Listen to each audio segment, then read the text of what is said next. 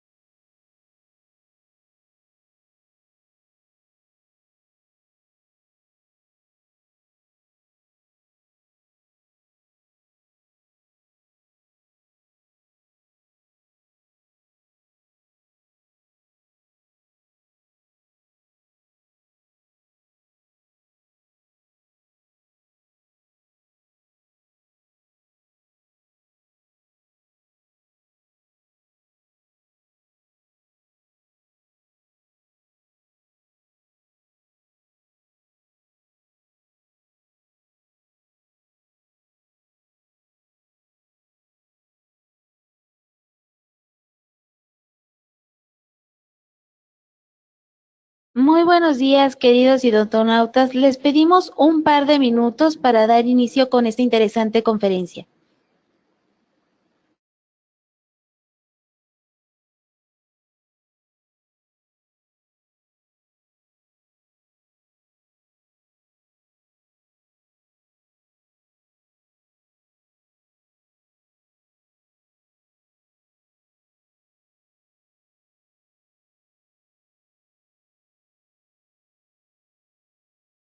Hola, buenos días.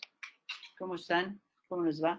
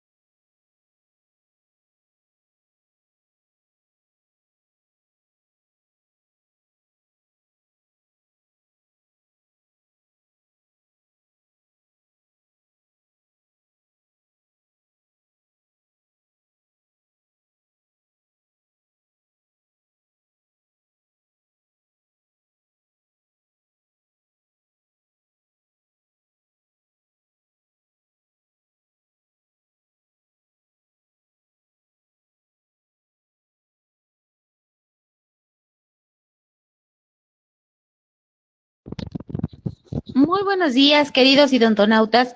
Les saluda su amiga Diana Montoya desde la sala de videoconferencias de la Facultad de Odontología de la UNAM. El día de hoy con un interesante programa patrocinado por nuestros queridos amigos de Dentadec. Es un gusto para mí presentarles al maestro Enrique Navarro Bori y a la maestra María Eugenia Vera. Muy buenos días, bienvenidos. Bien, muchísimas gracias, nuestros queridos idontonautas, una vez más, nuestro programa mensual que regularmente hacemos y transmitiendo desde la Facultad de Odontología en la sala de videoconferencias en nuestra Universidad Nacional Autónoma de México. Le damos las gracias a Diana y a Elías por esta transmisión, le damos las gracias igualmente a todo el equipo de I+D y evidentemente pues a Dentadec, que son los que pues, nos apoyan justamente para la transmisión de este tipo de programas. El día de hoy, bueno, pues tenemos un programa muy interesante, puesto que nos acompaña una gran amiga de hace muchos años, y que muchos de ustedes probablemente la conozcan, que es la doctora Beatriz Catalina Aldape, y quien es, ella es profesora de nuestra facultad, mencionaba yo que desde hace muchos años, y ella, porque somos muy buenos amigos, por eso nos vemos. Y bueno, ella es maestra en patología bucal, ¿sí? Profesora a tiempo completo B definitivo, tanto en licenciatura como en posgrado. Es conferencista nacional e internacional. Ha escrito varios artículos en revistas arbitradas, tanto nacionales como del extranjero. Y bueno, el día de hoy, pues, tenemos una gran participación y yo personalmente le pedí a ella que nos hiciera el favor de hacer pues un breve anuncio y aparte de la gran plática que ella siempre está acostumbrada a darnos con respecto a patología, sobre pues un aspecto muy importante porque va a ser prácticamente la conductora y moderadora de una parte muy esencial que tendremos la próxima semana en nuestro evento magno, que es del 3 al 5 de mayo en el World Trade Center de la Ciudad de México, Congreso Internacional de la Facultad de Odontología UNAM-MAMIC, y que evidentemente pues para nosotros reviste de un gran honor el que ella esté compartiendo pues justamente ese seminario con dos personalidades del extranjero que a través de ella tenemos la gran oportunidad de escucharlas, como son la doctora Diane Flint y la doctora Lisa Cheng. Ellas vienen de la ciudad de Dallas, Texas, en los Estados Unidos, y más adelante ella andará sobre esto y nos platicará justamente sobre este tipo de seminario que es una parte quisiéramos mencionarlos que nos cuesta realmente mucho trabajo el tener este tipo de personalidades. Es que para nosotros reviste una gran importancia que ustedes conozcan cuáles son los alcances que tenemos justamente con la presentación de toda esta gama de profesores, que más adelante andaremos un poquito más justamente en este tipo de personajes que nosotros vamos a invitarlos y que traigo una gran lista que más adelante, si me permite la doctora, al final de la plática tendremos pues para comentárselo. Así vamos a dar inicio. Así que, Betty, pues muchísimas gracias por aceptar la invitación, por apoyar siempre a la Facultad de Odontología, por apoyar a la educación continua en lo que corresponde, así déjalo mejor, sí, a la educación continua y sobre todo que siempre en todos los eventos, pues tú formas una parte muy importante, pues el invitar a personajes muy distinguidos, claro, como siempre los ha ido, ¿no? Que claro, ya en ocasiones anteriores, pues nos has hecho favor de traer, ¿no? Sí, entonces, en esta ocasión, muchas gracias por participar, muchas gracias a Maru, que por la coordinación del día de hoy, y bueno, pues esperamos, hemos tenido algunos problemas en Facebook Live, esperamos ya conectarnos en un ratito más, y pues damos paso a la entrevista y a la plática de la doctora. Muchas gracias, Betty. Gracias, doctor Enrique. Sí, agradezco mucho la invitación y la información que está dando el doctor es muy importante. Ustedes están viendo la imagen. ¿Y por qué puse al doctor Wright ahí? El doctor John Wright vino hace un par de años aquí al mismo curso y nos habló de la importancia de la clasificación de tumores y quistes odontogénicos que ya fue publicada en el 2017. Gracias a esta relación que tenemos con el doctor Wright desde hace varios años en la Academia Americana de Patología Bucal y en la Academia Internacional de Patología Bucal, de las cuales él ya ha sido presidente, hemos mantenido esta relación para que él venga y nos apoye con la invitación a los doctores, como la doctora Diane Flint, que es imagenóloga, es la jefa del departamento de imagenología, de ahí de la Universidad de Baylor, en Dallas, y a la doctora Lisa Cheng. La doctora Lisa Cheng es la encargada del departamento de patología, hace muchas investigaciones acerca del aspecto molecular y tiene 2 pláticas con nosotros, no solo la de patología ósea, sino la de los aspectos moleculares que se pueden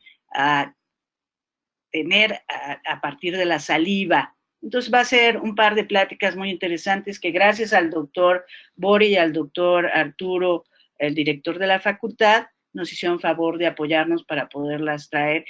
Y acaban de ser, tenemos esas fotografías porque acaban de ganarse un reconocimiento en su universidad como las mejores profesoras del curso.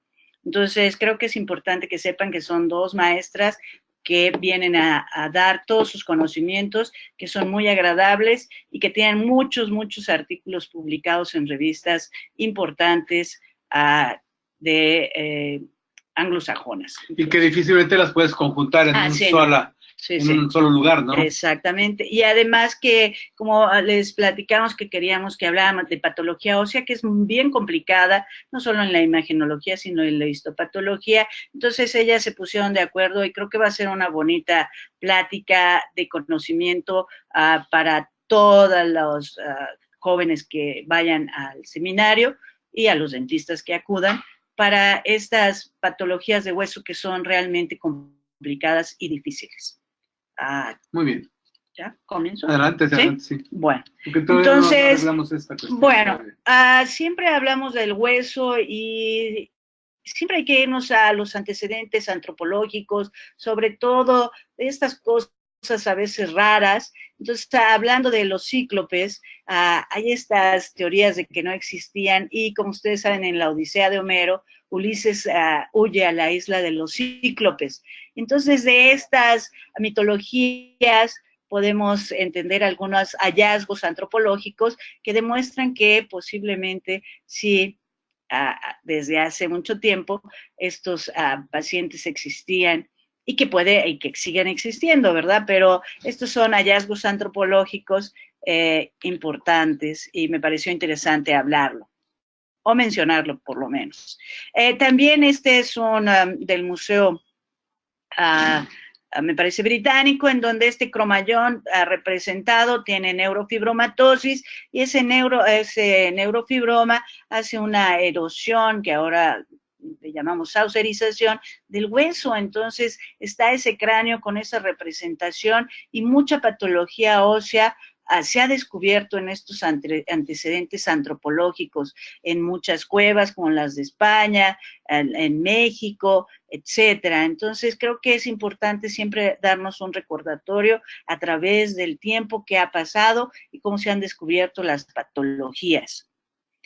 Para el diagnóstico siempre tenemos que tener la presentación clínica. Siempre les recalcamos a todos que el platicar con nuestro paciente, el hablar de cuándo lo tiene, qué sintomatología, si hay alguna referencia que pudiera decirnos de cuándo apareció, etcétera, es lo más importante. Ese es el 80% para el diagnóstico. Después agregamos nuestros diagnósticos o las imágenes que nos van a completar esa interpretación clínica y decidimos si tomamos biopsia o no. Ya con la biopsia podemos hacer algún aspecto molecular, que ahora se está usando mucho, que es el FISH, y algunos otros estudios, el PCR, etcétera, y no solo la inmunohistoquímica. Y entonces con esto ya llegamos a un diagnóstico adecuado. Las lesiones de hueso, les digo, por lo menos a mí se me complican mucho en la histopatología,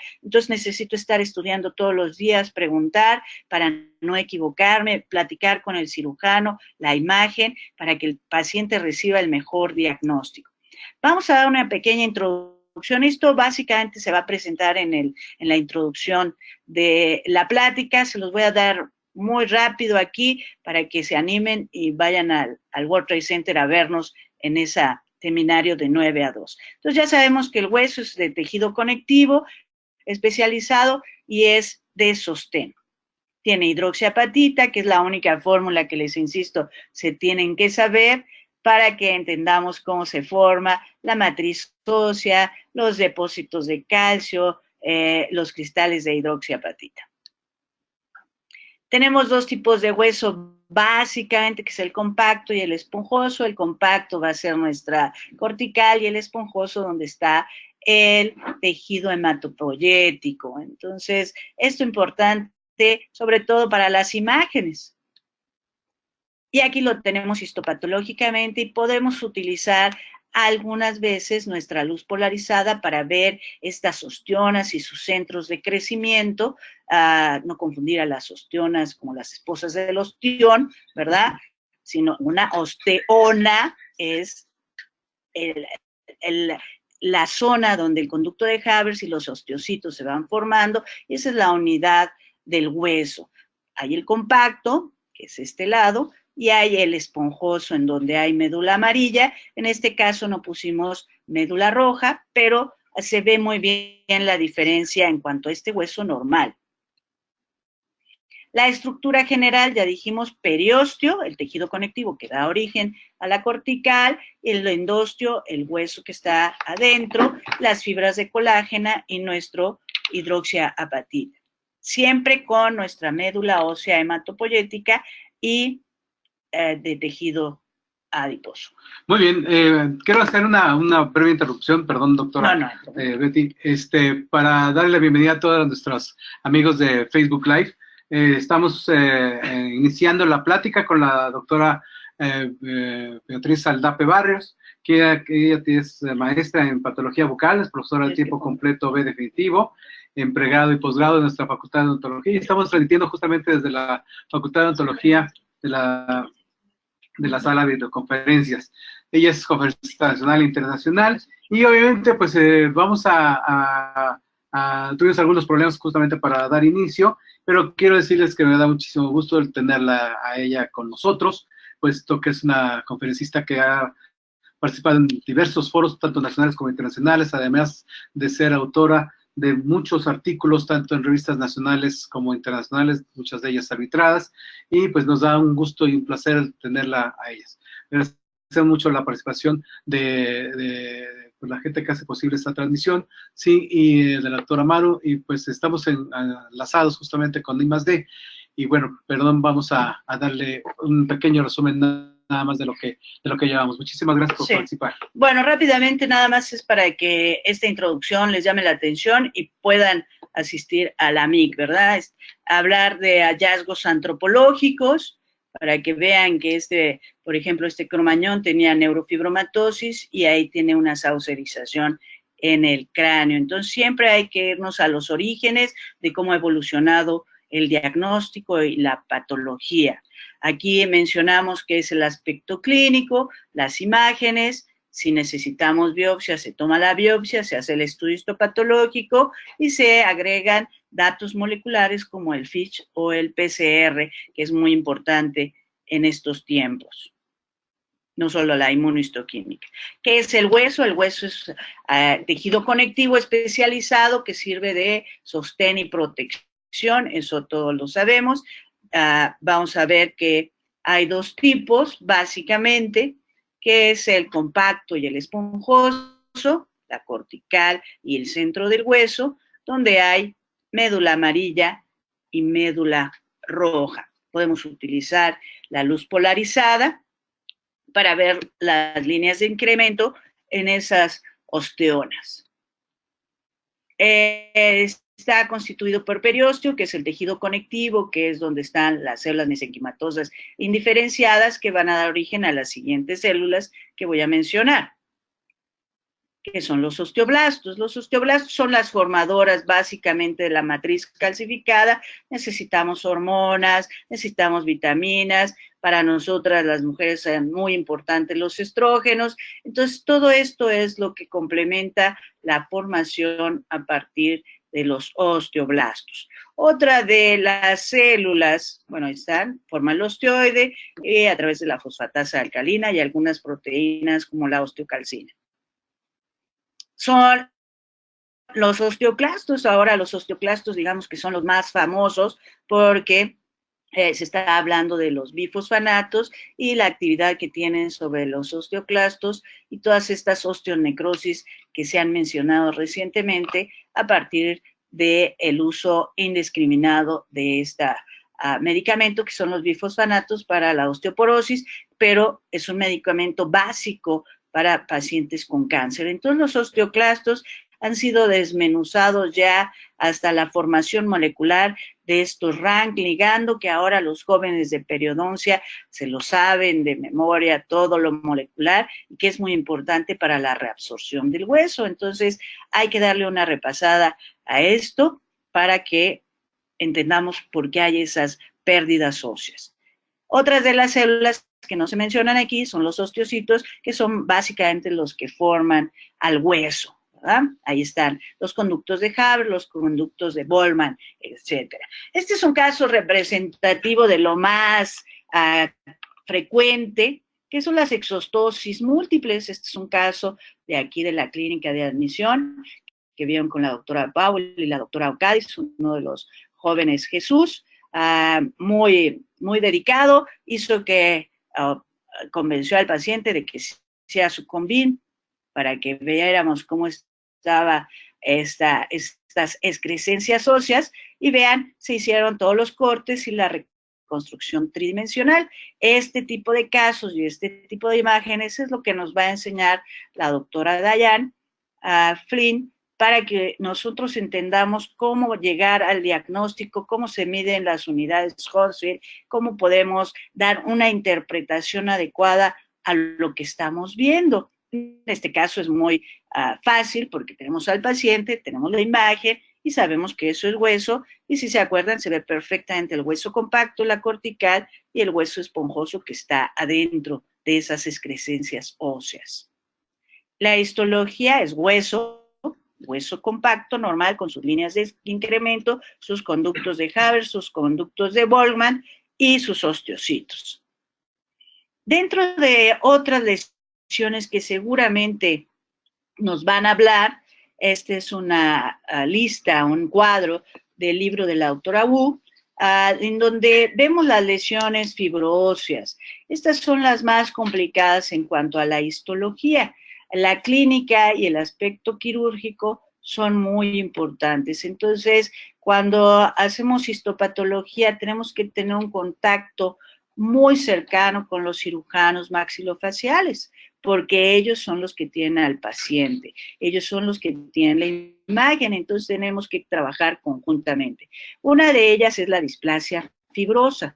La displasia fibrosa tiene una imagen de vidrio esmerilado o de naranja, ¿verdad? De piel de naranja. Puede ser monostótica o poliostótica. Entonces, vamos a ver cómo se ve esta displasia fibrosa pegada a la cortical y no se separa, comparada con el fibroma osificante o cemento osificante, que ese se separa de la cortical. Entonces, todas estas tipos de imágenes son muy importantes para el diagnóstico final, porque no es lo mismo una displasia fibrosa, que el cirujano solo tiene que hacer un rasurado del hueso o remodelado del hueso, o un fibroma osificante o cemento osificante, en donde realmente tienen que hacer una enucleación. Aquí tenemos esta displasia fibrosa en una imagen, se ve como vidrio esmerilado. Puede ser una displasia fibrosa craneofacial que afecta varios huesos del cráneo. Y vean, en la tomografía vamos a hablar de hiperdenso, isodenso e hipodenso. No se va a hablar de radiolúcido y radiopaco y mixto. Eso es importante porque seguramente solo vamos a hablar de eso en la presentación de la doctora Flynn. Vean, estas reconstrucciones tridimensionales son de pacientes que tenían un querubismo de ya de mucha expresión genética, que afecta tanto maxilar como mandíbula. Es autosómico dominante, no se le hace ningún tratamiento, después de la pubertad empiezan a mejorar estas zonas radiolúcidas, estas zonas hipodensas, y llegan a formar otra vez hueso. Quedan con algún defecto, pero pueden recuperarse bastante bien. Querubismo. Otra de las patologías que creo que es importante que vamos a ver seguramente es el osteosarcoma. El osteosarcoma, en nuestra radiografía siempre se menciona los rayos de sol. Entonces, esa imagen ya la tenemos clara, es del periósteo, como si estuviera explotado ese periósteo, y es, gracias a Dios, solo se presenta menos del 1% en cabeza y cuello, tanto en maxilar como en mandíbula, y como ustedes ven, la edad es diferente a la presentación del osteosarcoma de huesos largos. En los huesos largos, la presentación es en la primera y segunda década de la vida. No tiene un crecimiento rápido, por eso se tarda uno en diagnosticarlo, y además presenta dolor. Entonces, ¿con qué nos confundimos? Con un proceso inflamatorio en donde se empieza a dar antibiótico terapia y nunca se piensa que puede ser otra cosa. Entonces, sí hay que tenerlo en cuenta cuando presenta parestesia o hipoestesia. La parestesia ya sabemos que es la sensación subjetiva de hormigueo constante, y esto es por la infiltración o la compresión del nervio.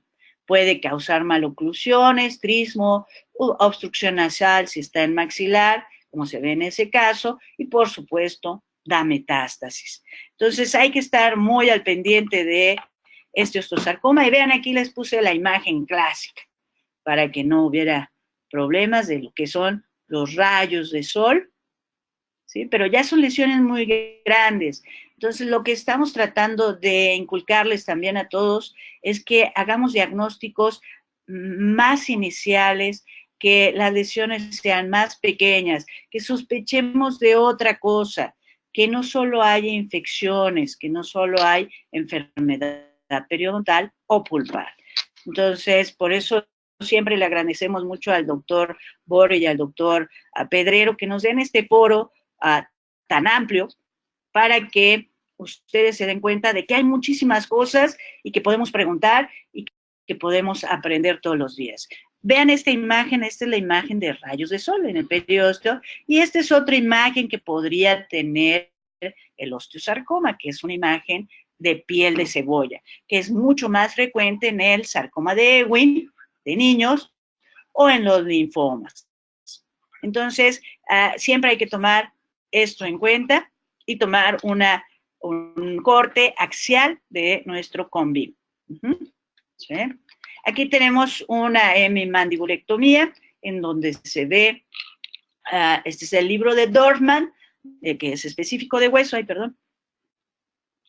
para que vean cómo se ve aquí, ¿ven? En la pieza quirúrgica se toma la radiografía y ven aquí los rayos de sol, y luego se descalcifica y se corta, y vean aquí cómo sale de la cortical estos crecimientos que son lo que hablamos en la imagen como rayos de sol. Está infiltrando el tumor, ¿sí? Nosotros tenemos que tomar los bordes, se entintan, etcétera, para saber si no hay tumor acá, y si no hay tumor acá, y decirle al cirujano que en esa zona no hay tumor, y hay que hacer todos los demás estudios para determinar si el paciente, qué tipo de pronóstico tiene. Cuando llega la pieza quirúrgica, vean, se descalcifican, y estos son huesos largos, por supuesto. Y cuando se descalcifican, se meten fragmentos representativos y se estudian.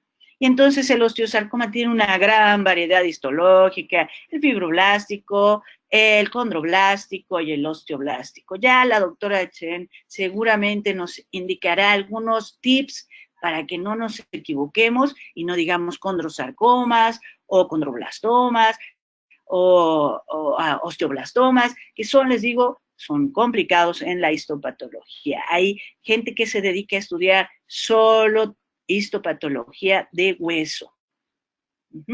Y aquí, como les platicaba, las lesiones fibroóseas benignas, como el fibroma cemento osificante, la displasia fibrosa. En este momento vamos a hablar específicamente del fibroma osificante, que es una lesión benigna de hueso, en donde primero se cambia el hueso normal por tejido conectivo, que inicialmente es una lesión radiolúcida, y luego se empieza a formar el hueso. Hay el trabecular y el psammomatoide de acuerdo a la histopatología, y hay uno agresivo en niños. Entonces, digamos que es el que nos cuesta un poquito más de trabajo para hacer la diferenciación con la displasia fibrosa, que también presenta este tipo de tejido, y en la histopatología descrita dice, presenta letras chinas.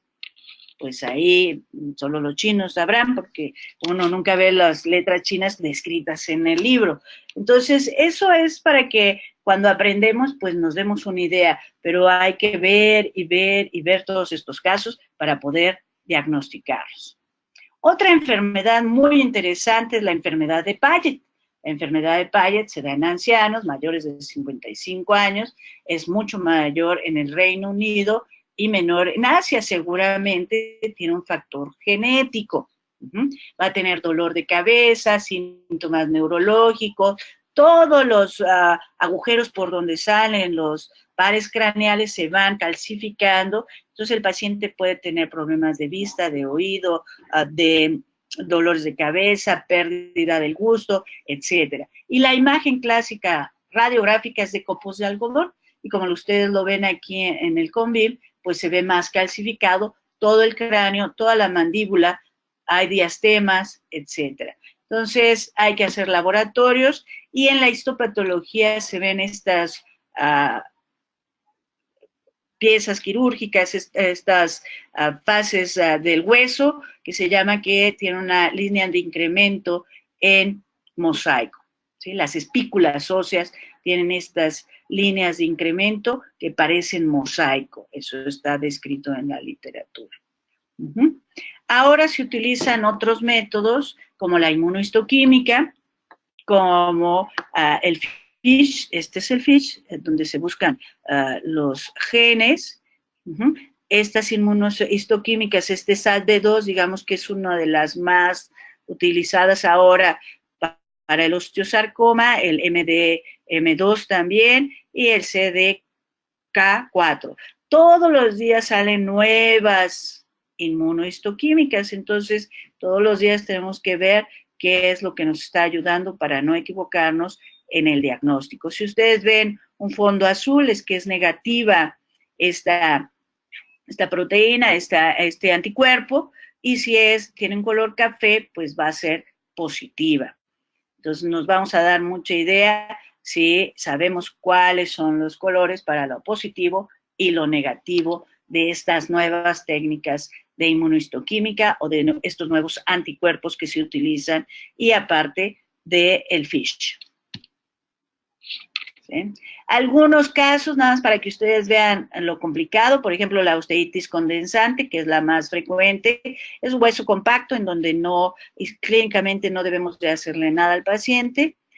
También podemos tener algunas osteomielitis granulomatosas, en donde hay células gigantes multinucleadas, las osteomielitis, que en nuestro país todavía son muy frecuentes debido a que los pacientes no se tratan adecuadamente o tienen problemas inmunológicos o inmunodeficiencias, etcétera. Entonces tenemos pacientes que tienen osteomielitis crónicas, osteomielitis agudas, los granulomas periapicales, que son todos los días, y estas fotografías, por supuesto, son del doctor Jerry Bucco, que nos regaló toda su colección a todos los patólogos del mundo. Es increíble, todo el trabajo de 40 años del doctor Jerry Bucco nos los regaló, y alguna vez vino a México con nosotros.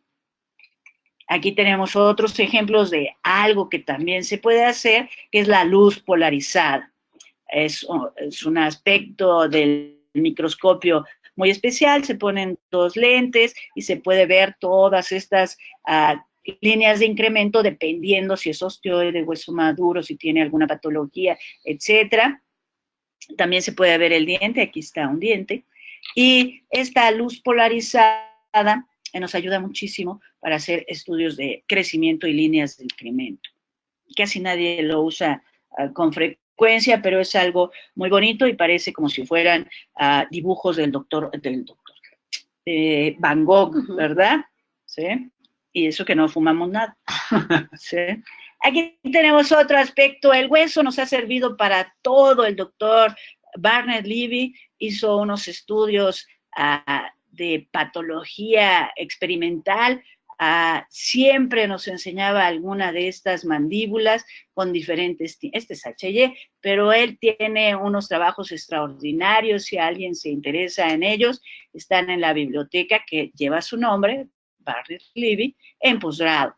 Entonces, el hueso nos ayuda muchísimo para determinar tipo de patología y poder estudiar todos estos inmunohistoquímicas, todas estas proteínas y ahora genes, para ir buscando hacer mejores diagnósticos más certeros, más rápidos y mucho antes de que el paciente tenga la patología ya expresada totalmente. Siempre nos vamos a lo que les dije, la antropología y la medicina forense, que utiliza para todos los huesos.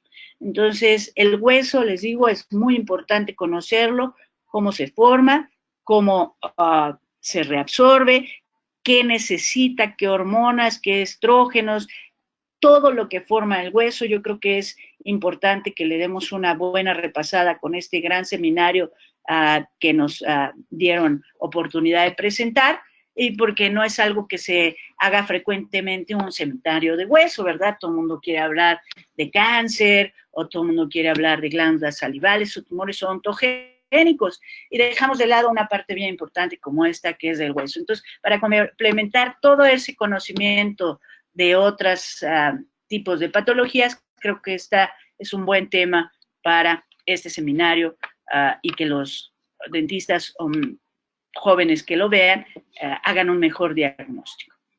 Al final, básicamente, la histopatología es algo muy importante para el diagnóstico, y estas son un par de fotografías de la universidad. Tuvimos la oportunidad, gracias al doctor Wright, de mandar una alumna recientemente a que estuviera por allá con la doctora Flynn y terminara su tesis de licenciatura de 400 CONVIM que hicimos aquí con los alumnos, y la patología de seno maxilar. Seguramente más adelante tendrán oportunidad de ver ese trabajo presentado en alguno de estos foros, ya que es un trabajo muy bonito, es un trabajo de la Facultad de Odontología. Entonces, las puertas de nuestra Universidad Nacional Autónoma de México siempre están abiertas para cualquier estudiante que viene de otra facultad, y nosotros encontramos las puertas abiertas en la Universidad de Texas, en Baylor.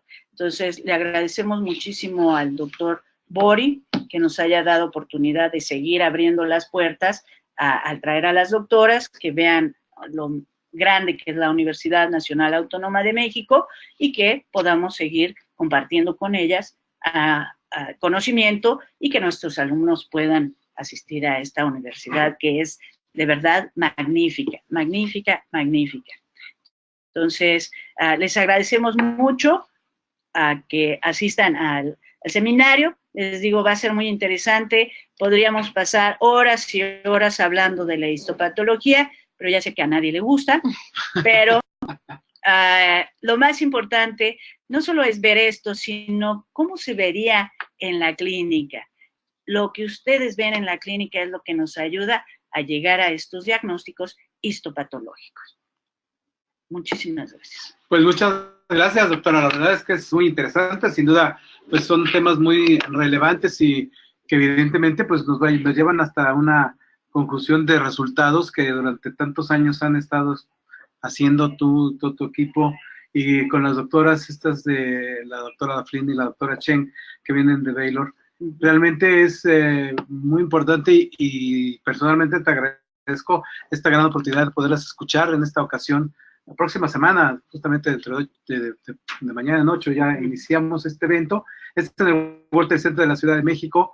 La inscripción está abierta, lo esperamos ahí a partir del miércoles por la tarde, están las inscripciones. Tenemos mucha gente, tenemos invitados a más de 50 facultades y escuelas de odontología del país, a muchas instituciones de salud, hospitales, ¿sí? Que están invitadas. Y realmente para nosotros es un evento en una forma general, que en un ratito más voy a dar algunos datos, pero lo más importante para nosotros es contar con gente muy especializada en diferentes temas, y me refiero justamente a las doctoras que amablemente, pues por tu presencia y por tus conocimientos y por tu experiencia, así como por tus contactos, es posible traer este tipo de personas que no es fácil ni juntarlas, ni por el costo, ¿verdad?, tenerlas aquí en México. Realmente para nosotros eso es un placer y es un orgullo tener este tipo de profesoras que han recibido pues, reconocimientos en sus países y que pues esperamos tener esa oportunidad de verlas. Y como decía la doctora, bueno, pues esto es mucha teoría y es mucho de lo que a lo mejor no toda la mayor cantidad de los clínicos observa justamente en el laboratorio de patología, que lo ven más en la clínica, pero sí que sepan hacer la diferencia, ¿no? Y saber a dónde referirlas, porque lo más importante que nosotros queremos llegar es que ustedes tengan hacia dónde dirigir a todos sus pacientes. Eso es uno de los objetivos principales en tener este tipo de pláticas. Te agradezco mucho. Hay muchas preguntas, a ver si vamos a ir en esta primera etapa, en lo que corresponde a las preguntas. No, vamos a recabarlas, la doctora Maru, pero en el Facebook Live hemos estado a nuestras espaldas, hemos, como ha sido nuestra costumbre durante las últimas semanas, hemos estado presentando algunos aspectos importantes de lo que es prácticamente pues nuestro campus, claro, tanto en el campus en CEU como en diferentes campus que tiene la Universidad Nacional. Y en este caso, pues tenemos lo que es mal conocido como La Muela, ¿sí? Que es una obra de los años 50, ¿sí? Del arquitecto español Félix Candela Oteriño, cuya finalidad justamente era totalmente diferente, ¿sí? La finalidad era medir los rayos cósmicos, ¿sí? Durante mucho tiempo pues, se utilizó con ese fin, y fue de los primeros edificios, según constan los archivos históricos, de los primeros lugares donde se construyó precisamente al hacerse la ciudad universitaria.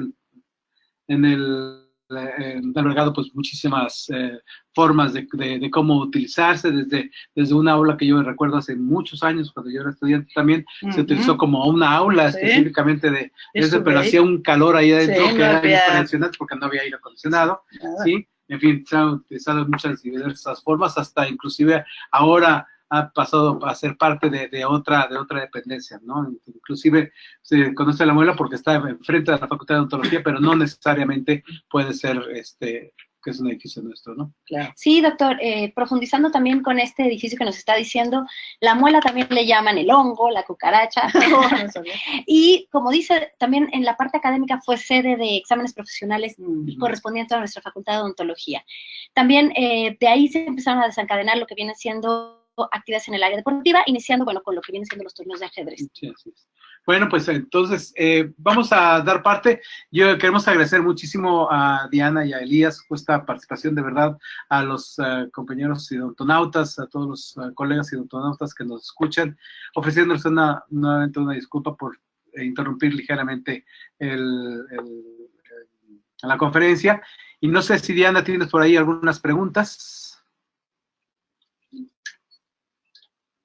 Y en lo que Diana nos enlaza, por aquí tiene muchos saludos, doctora. ¿Sí? Desde Guadalajara, Durango, Chihuahua, Veracruz, Vallarta, Saltillo, Puebla, del extranjero, desde Perú, Ecuador, dándole sobre todo agradecimientos porque de muchos fue nuestra profesora, y felicitándola porque, bueno, es la que mejor maneja el tema de patología. Gracias, muy amable. Sí, no fuiste. Muy bien, pues hay varias preguntas aquí. Y dice... por ahí Sol Claja nos decía que si la radiografía es el estudio de laboratorio inicial y posteriormente las tomografías, o algún estudio de laboratorio y mandarlo después con el patólogo. Bueno, los estudios de laboratorio serían de la sangre, ¿sí? Tu biometría hemática, tu química sanguínea son indispensables si ves alguna patología en cavidad bucal. Y después nosotros ya no utilizamos la panorámica, ya utilizamos el CONVIM. Gracias a la actualización del doctor Arturo Fernández Pedrero, tenemos el CONVIM aquí en la facultad en posgrado y es de muy accesible el costo. Entonces, a todos nuestros pacientes de rutina ya les hacemos el CONVIM. En cuanto a los costos, en las universidades ya se están adquiriendo este tipo de aparatos, y ya se está haciendo como rutina el CONVIM. Hay que actualizarnos. A lo mejor el paciente una vez se queja, pero cuando uno le enseña, mire cómo se ve esto, vemos mejor esta pulpa, vemos más desde la pulpa para la endodoncia o lo que sea, se puede ver mejor en el CONVIM. Entonces lo usamos de rutina. Pero tus laboratorios siempre los tienes que hacer. Tus laboratorios son de sangre. Muy bien. Pues hay más preguntas aquí en el Face. Y sobre todo nos dice Diana que de I+D nos preguntan si puede dar alguna referencia a su correo, doctora, o WhatsApp o Face, alguna manera o algún medio electrónico para que se puedan comunicar con usted para cualquier duda. Sí, claro. Tenemos nuestra página que se llama patologiabucal.com en internet y ahí vienen nuestros datos, viene nuestro correo y si se comunican por el WhatsApp o el correo, con mucho gusto, les mandamos también todos los libros que ustedes necesiten. El objetivo de la facultad y de todos los que somos maestros es que todo mundo tenga el conocimiento para el beneficio del paciente. Si ahora tenemos la accesibilidad de muchos libros en PDF, pues se los mandamos, ojalá y lo lean, ¿verdad? Porque luego nos los piden y no lo leen. Sí, aquí hay un saludo desde Guayaquil, Ecuador. Sí, es verdad que sí hay muchos pacientes que ignoran una lesión, por más pequeña que sea, que tenemos que realizar revisiones periódicas. ¿Sí? Entonces, pues pues es como ocurre en todos estos casos, ¿no? Hay que hacer revisiones periódicas. Entonces, lo que pasa es que si yo les pregunto a la gente que nos está viendo, ¿cuántos de ustedes se ha hecho un CONVIM? Aunque son dentistas, ¿sí? A lo mejor ninguno, ¿sí? Y eso es que no vamos a tener patología. Entonces tendríamos que hacerlo. Si nosotros como parte del grupo de la salud no lo hacemos, imagínense un paciente. Entonces yo creo que hay que empezar a ser más educativos con la población y decirle, yo me estoy haciendo mi CONVIM cada 5 años y veo si tengo patología yo como profesional de la salud. Usted puede hacérselo también cada 5 años y tener nuestra visita, como siempre, cada 6 meses, ¿sí? Entonces, sí, yo creo que es importante que impactemos más en la salud, haciendo revisiones, como dice el doctor, y por supuesto, poniendo el ejemplo nosotros, ¿sí? Hay una cantidad de felicitaciones, abrazos, besos, todo, Betty, desde muchos lados, desde el interior de la República, muchas gracias. Del extranjero, y eso me da mucho gusto porque tú eres de las profesores que deja huella y eso es maravilloso para que la gente te recuerde. Te vamos a pasar todos, ojalá los puedas contestar. Claro, por supuesto. Sí, para que la gente se quede motivada, para que nos siga escuchando. Sí. Los invitamos igualmente a toda la gente que nos escucha, que nos ve, que está con nosotros semana por semana, que nos envíe sus peticiones también. También queremos escucharlos, queremos ver qué es lo que ustedes quieren, qué es lo que quieren oír, qué es lo que quieren conocer más, y de eso pues estamos para servirles. Esto es un foro abierto para que todos ustedes puedan participar y que también nos den sus preferencias y qué es lo que quieren escuchar.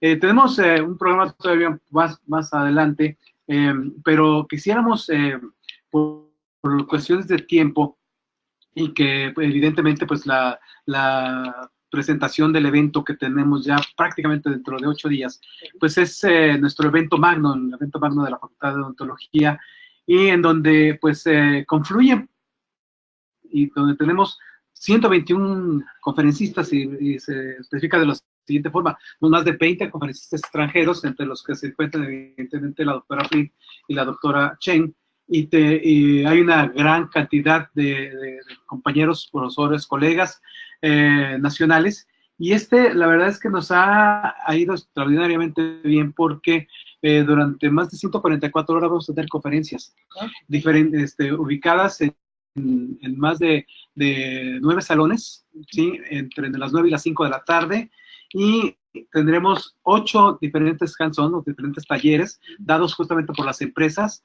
a las cuales pues han tenido bueno, hemos tenido nosotros la oportunidad de que ellos estén con nosotros y nos han dado y otorgado su confianza para que puedan dar los hands-on, los talleres, y eso para nosotros reviste una gran importancia. Entonces, les agradecemos mucho a ellas, les agradecemos mucho a los compañeros. Tenemos un salón igualmente, un salón en el Olmeca 1, que es un salón que le hemos llamado el Salón Interactivo Multidisciplinario, que tenemos 64 conferencias de 15 minutos cada una. Entonces son 64 diferentes compañeros, 64 diferentes conferencias repartidas entre los temas que todos se podrán imaginar, que de hecho la próxima semana tendremos una conferencia con unos alumnos del segundo año de posgrado, que van a dar una pequeña muestra de lo que va a ser al día siguiente. Nos esperamos que contemos con su apoyo, porque también queremos dar la oportunidad igualmente a los jóvenes. Tú mencionabas hace unos 15 días que platicamos que no se les da oportunidad a los jóvenes, y esto, la verdad es que cuando nosotros tenemos esa oportunidad y pensando en ese comentario, es precisamente el que pensamos nosotros tener mayores oportunidades a los jóvenes. Y estos jóvenes están en el segundo año de posgrado y les vamos a dar oportunidad que participen aquí en el radio, ¿sí? Y que estén obviamente participando con nosotros de alguna forma interactiva. Y entonces dando una pequeña muestra de lo que se hace en diferentes. Esto es una plática de perioortodoncia, es una combinación. Esperamos que nos vean la próxima semana en esto. Y la verdad es que platicaremos pues mucho más del evento. Tendremos la participación prácticamente de diferentes especialidades en lo que es prótesis bucal, implantología, periodoncia, ortodoncia, odontopediatría. Tenemos un salón exclusivo para odontopediatría donde se van a presentar pues diversos profesores en odontopediatría. En fin, creemos que es un congreso general, pero muy completo. Los invitamos a participar y pues por el día de hoy yo creo que vamos a dejar un poquito el spot informativo porque tenemos un poco de corto el tiempo. Le agradecemos muchísimo la presencia a Betty por esta gran oportunidad que nos dio, por este gran apoyo que siempre la educación continua y específicamente al Congreso le da por traer a tan importantes personalidades y darnos oportunidad de escucharlas. Gracias. Por siempre el apoyo de educación continua, a Maru por esta coordinación y a los compañeros tanto de I+D como Diana y Elías, y en Facebook a Mario y a Miguel por esta transmisión que tuvimos un poquito cortada al principio. Y un servidor, bueno, pues los veremos la próxima semana y esperamos verlos igualmente el próximo día 3 de mayo, sí, en el World Trade Center de la Ciudad de México. Recuerden, 3 al 5 de mayo, donde tendremos, aparte de todas las actividades, tendremos un área de carteles, donde tenemos más de 700 carteles, pues, de diferentes escuelas. Tenemos muchos invitados, yo decía yo, de la parte de la Federación Mexicana de Facultades y Escuelas de Odontología, FEO, que pues tenemos más de 50 facultades y escuelas invitadas. Entonces, pues esperamos que sea una gran fiesta, pues, esperamos que sea una gran participación, un gran congreso y los esperamos verlos ahí. Pero el día de hoy les agradecemos mucho, agradecemos el tiempo de todos ustedes. Gracias. Y hasta la próxima. Gracias. Gracias.